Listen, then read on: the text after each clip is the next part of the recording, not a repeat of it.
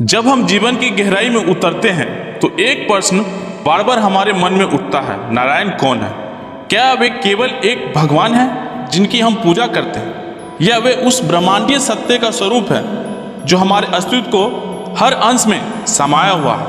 क्या नारायण और विष्णु एक ही हैं, या इनके भी कई रूप और गहन रहस्य हैं? और सबसे बड़ा प्रश्न, क्या नारायण हमारे जीवन में कोई महत्व रखते हैं या केवल एक दुरुस्त दिव्यता है? इन प्रश्नों के उत्तरों में छिपा है एक अनोखा रहस्य, वो रहस्य जिसे समझने में संतों, योगियों और दर्शन शास्त्रियों ने सदियों गुजार दी।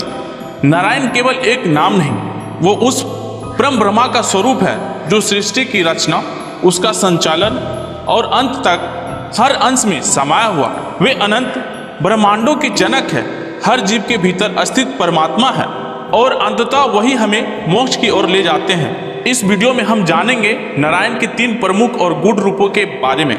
महाविष्णु, गर्भोदकयासी विष्णु और क्षीरदयासी विष्णु। यह एक दार्शनिक यात्रा नहीं बल्कि एक आध्यात्मिक अनुभव की ओर पहला कदम है। नारायण शब्द 2 भागों से बना है, नार जल या जीव, अयन आश्रय अर्थात जो सभी जीवों के और सृष्टि के आश्रय हैं। जब सृष्टि आरंभ में जलमय थी, उस जल में ही नारायण विराजमान थे, वहीं से हुआ संपूर्ण अस्तित्व का आरंभ। अब बात करते हैं उनके 3 अद्भुत रूपों की। पहला, महाविष्णु। वे नारायण का वो स्वरूप जो अकल्पनीय रूप से विराट है। उनके शरीर के रोम कूपों से अनंत ब्रह्मांड उत्पन्न होते हैं। उनके एक श्वास से हजारों कल्पों का समय जन्म लेता है।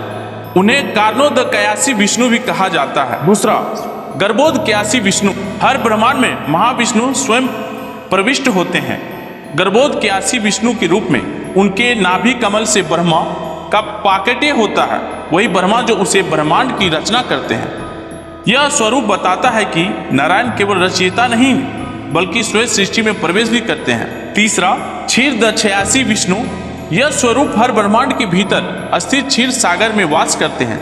यही विष्णु देवताओं की प्रार्थनाओं को सुनते हैं, अवतार लेते हैं और धर्म की रक्षा करते हैं। वे ही हमारे हृदय की अंतर्यामी हैं। श्रीमद् भागवत गीता में श्री कृष्ण कहते हैं, मैं हर जीव के हृदय में स्थित हूँ। इन तीनों स्वरूपों के माध्यम से हम समझते हैं कि नारायण केवल एक निराकार शक्ति नहीं बल्कि सृष्टि के हर चरण में उनकी सक्रिय उपस्थिति है। वे बाहर से रचना करते हैं, भीतर से पालन करते हैं और हमारे अंतर में बैठकर हमें मोक्ष की ओर प्रेरित करते हैं। नारायण केवल सृष्टिकर्ता या पालक नहीं, वे जीव आत्मा के परम लक्ष्य हैं।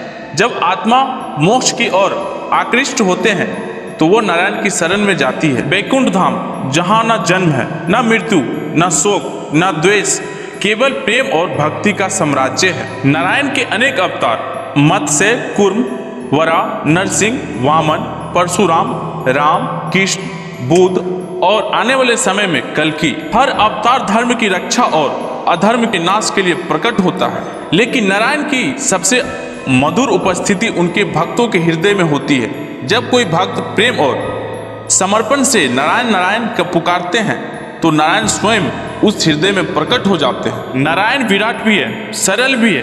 वे ब्रह्मांडों की संरचना में व्यस्त है और साथ ही भक्त के नेत्रों से बहते आंसू में भी निवास करते हैं।